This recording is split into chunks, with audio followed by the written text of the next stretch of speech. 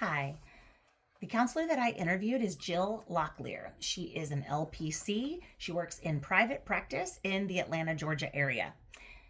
When I asked Jill how she defined the professional identity of a counselor as compared to other mental health disciplines, she said she's worked with several different types of mental health professionals and there's a lot of overlap, but she said basically LPCs view the client as an individual, as a person. They focus on treatments and solutions, whereas social workers view the person as part of a system, as part of a community. So LPCs, not as systematic as social workers and not as clinical as psychologists. The most rewarding part of being a counselor for Jill is being able to be part of someone's transformation, to see them experience true freedom in Christ from anxiety, depression, and so many other things. She says when someone says, "Thank you so much for helping me," that means the world to her. So knowing she's been a part of that, somebody's change, is humbling, and she loves that part. The most difficult part, dealing with suicide and dealing with violent clients, such as people that have a psychotic break and become violent. The theoretical models Jill uses, she uses insight-oriented therapy, strengths-based, empowering clients, kind of a coaching style. She integrates several different theories, but mostly CBT, cognitive behavioral therapy. Specifically for Jill, though, is a faith-integrated CBT because she believes CBT equals God, because it's basically stopping distorted thinking and seeing yourself as God sees you. Words of wisdom, Jill says, for those in grad school for counseling: don't lose sight of the forest for the trees. In other words, keep your eye on the prize. Realize it's not just about school, it's about becoming a counselor after school is over.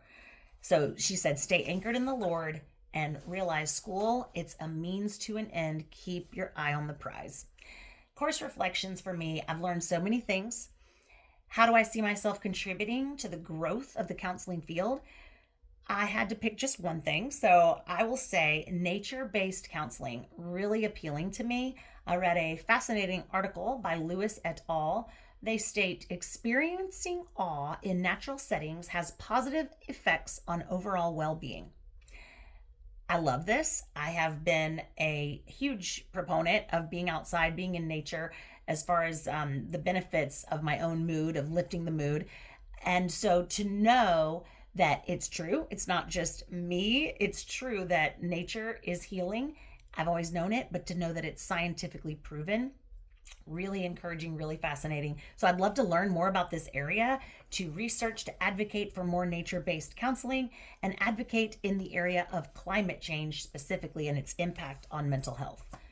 The most meaningful activity in this class has definitely been the self-care reflection paper, because mainly it reminded me of how far I still have to go. And honestly, it's just a reminder that it's ongoing. It doesn't stop. You don't arrive. And it's so important as a counselor to take care of yourself, or how can you ever take care of your clients?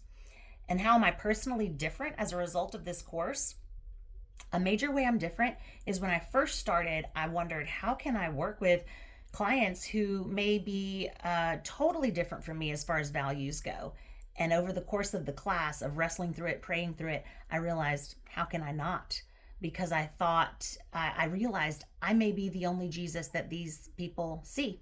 So I need to show up for them, show up in love, in compassion, like Jesus would do, and give them that unconditional, positive regard. And that might be, what an honor, what a privilege to be that person who may be the only Jesus they see. Thank you.